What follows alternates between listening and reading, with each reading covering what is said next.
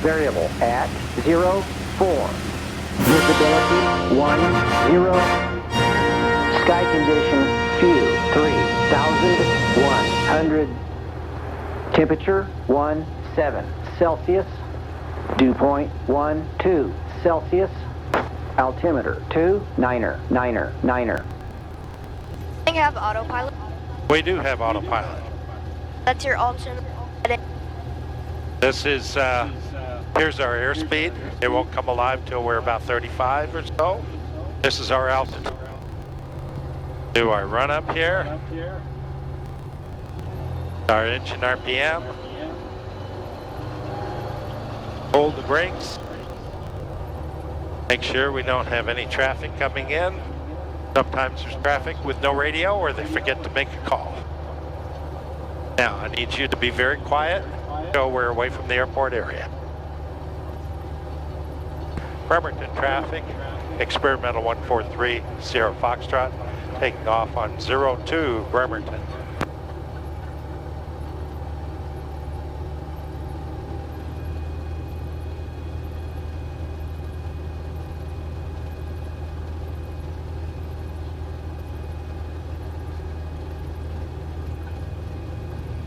Runway 2, that's the compass heading. Magnetic, not true north.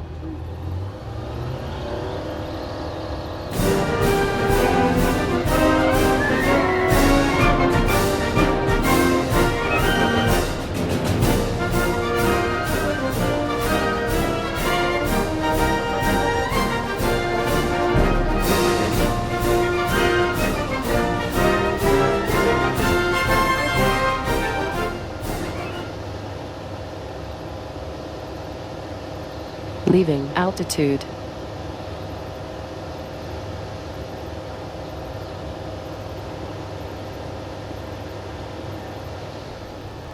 I always keep one hand on the throttle while we're low. Most aircraft, the throttle can come out. Even though there's a lock here, that keeps it locked. Yeah. This particular airplane actually has springs that pulls it to full throttle. So if the locks ever come loose, it'll go to full throttle instead of no throttle.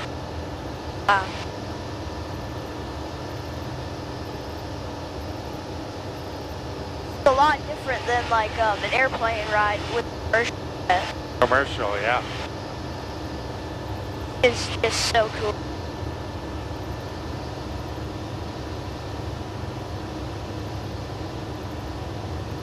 So we're at 1,200 feet, almost 13.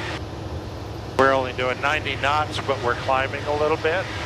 I have to stay under the clouds, but 1,000 foot. Out here, I only need to stay 500 foot above the ground.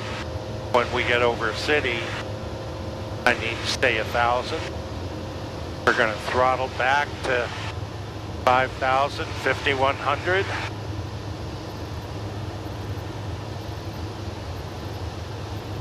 And we trim an airplane so that you can fly hands off. You get turbulence anytime you go to the edge. And that's why we don't go too close to the clouds. And as we get to the edge of the dark clouds, there's turbulence. As we go different color on the ground, that heats the air and creates different air currents, and that'll create some turbulence. Yeah. A low-wing airplane will go into ground effect because the wings are lower, and it will float more because it creates a cushion of air between the airport, between the runway and the wing. The high wing doesn't float quite as much. Yeah. But other than that, the speed's the same, everything's the same. Yeah, one of my dream aircrafts is Piper PA-26. The low-wing aircraft. Uh-huh. Pretty neat. Yeah. Yeah, I've flown most of them. I've flown the six-place Saratoga. I've flown the Arrow, which is retractable gear and adjustable prop. I've flown Archer, Warrior, the two-place Tomahawk.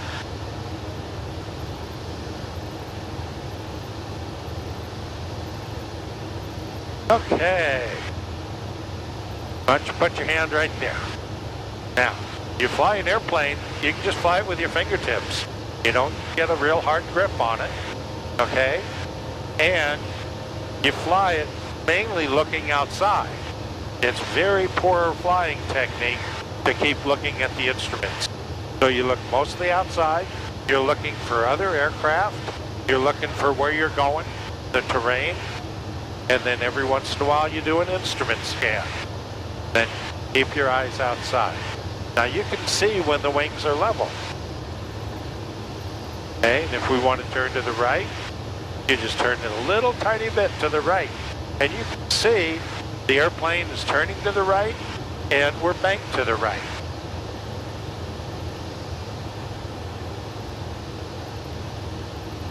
But it'll stay in that bank. I want to get out from under these clouds, go to this open area here.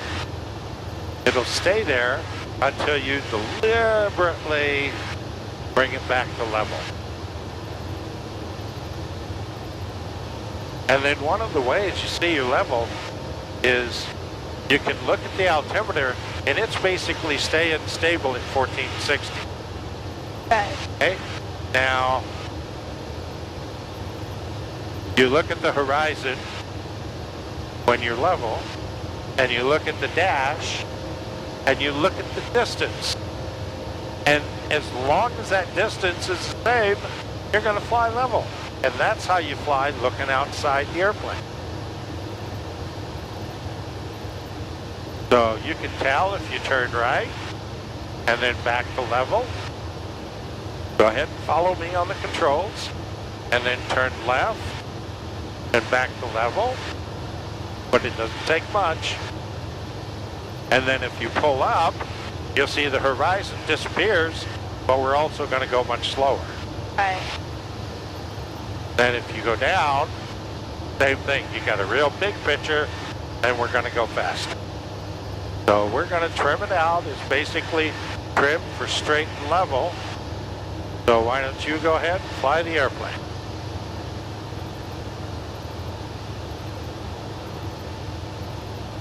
Real gentle. You want to make real slow, gentle move. You don't want to be fast. Oh. All right. It's kind of hard. It is. But it takes practice, that's all. Yeah. So let's go out over here to the right a little bit, because we've got clear skies. There you go. And in order to go straight, you can pick a compass heading, but the best way to do it is pick your compass heading where you want to go, and then look straight ahead. Look for a mountain, look for a cloud, look for something else, and just point your nose right at it, and as long as that nose is pointed at it, you're doing fine. Let's put our nose down just a little bit. Now when you go over water, we try and stay within glide distance of land. So if the engine, you're always looking as a pilot, always looking for where you're going to do, where you're going to land, and what are you going to do if the engine quits. That's a good place right there, that house with that big open. That open field wouldn't be too bad. We got trees all around it, and it's kind of a little small postage stamp, but you can put it there. You can put it on the beach.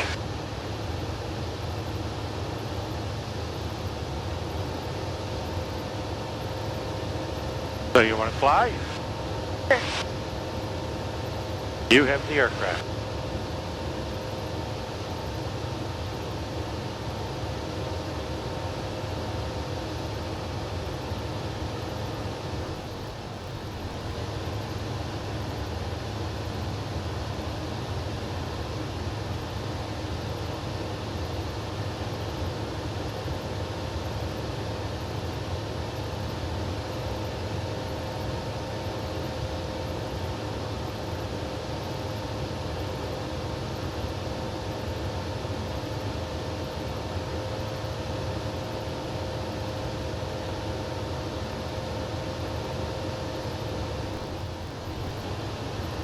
Okay, let's make a big turn to the left.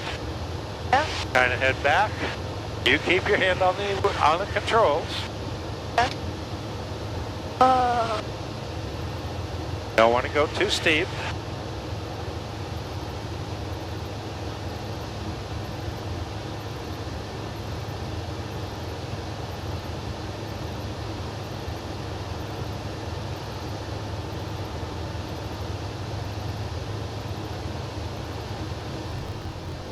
Now what I did is I just said, show me direct to Bremerton. And there's our line. That purple line will take us directly back to the airport, but it kind of goes over that little hill there, that almost a mountain. So what we do is we go to the right, and then we can intercept it on the other side.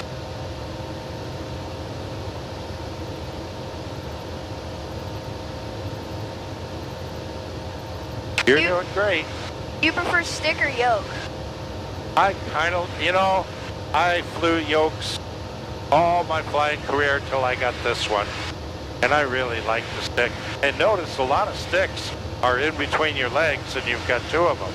Yeah. This one is a Y in between. Yeah. I can't really say this because I've never really flown a yoke, but I feel like I would prefer a yoke. Uh-huh. Maybe because I have like a yoke at home. But I feel like you have a little bit more control for like bigger aircraft. Let's go to the right over here. We don't want to go straight over that hill. See how the clouds a lot of times will accumulate right at the hill. So we'll go over here. We can always see the airport's right there. We know that. So even if we go sideways, all I have to do is do direct again, and it'll set a new line from where we are. So what's the stall speed of the aircraft? Well, it's about 50 knots. Okay. Although it depends upon how we do it. If we put the flaps down, we can actually go slower. Yeah. And it depends upon how much weight.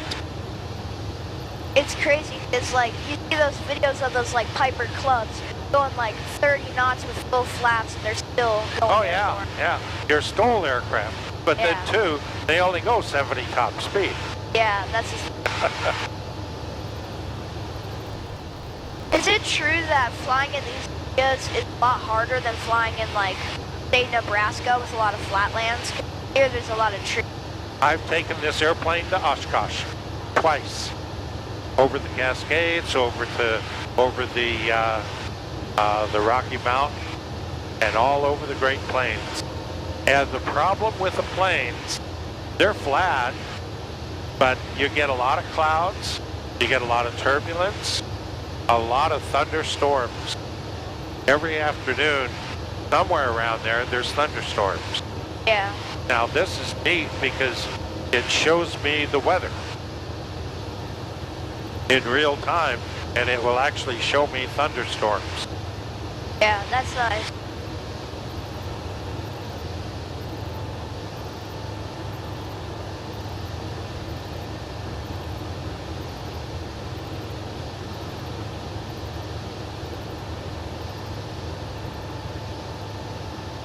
Okay, we're going to come in to land. Yep. So we got to come in at the 45 and enter the pattern. Yep.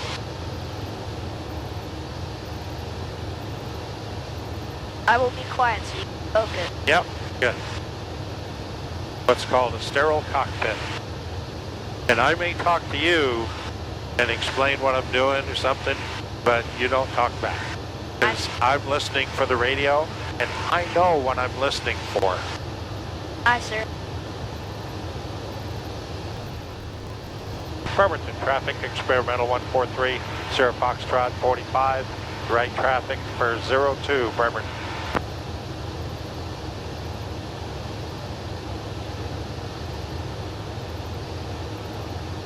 And we're going to pull back the throttle, slow down. 90 knots is about the maximum speed that we can put our flaps down. Bremerton traffic, swing 905, 1 Mike Whiskey, 5 northwest at 1,800, transiting the area north to south on the East end of the airspace. FYI. Bremerton. Bremerton traffic, experimental 143 Sierra Foxtrot, entering the right downwind for 02 Bremerton. So, once we're beamed the numbers there, we should be down at 90 knots, which we are right now. And you can see the flaps right there. Got to put them down a little bit, trim it out.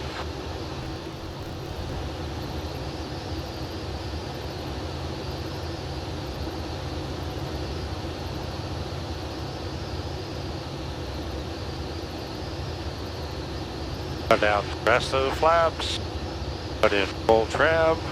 Bremerton traffic, Wing 905, 1 Mike Whiskey. 3 to the east at 1,800 traveling southbound. Bremerton. Bremerton traffic, 3 Sierra Foxtrot turning right base, 02 Bremerton.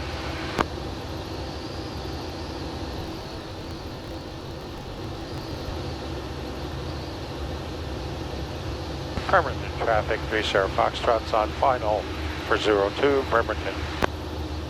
Approaching altitude.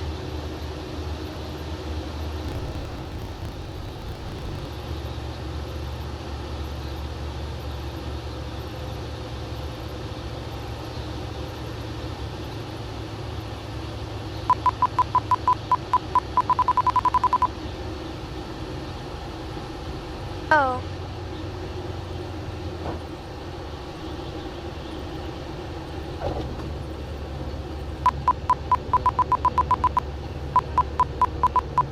That's our stall warning going off. We're on the ground.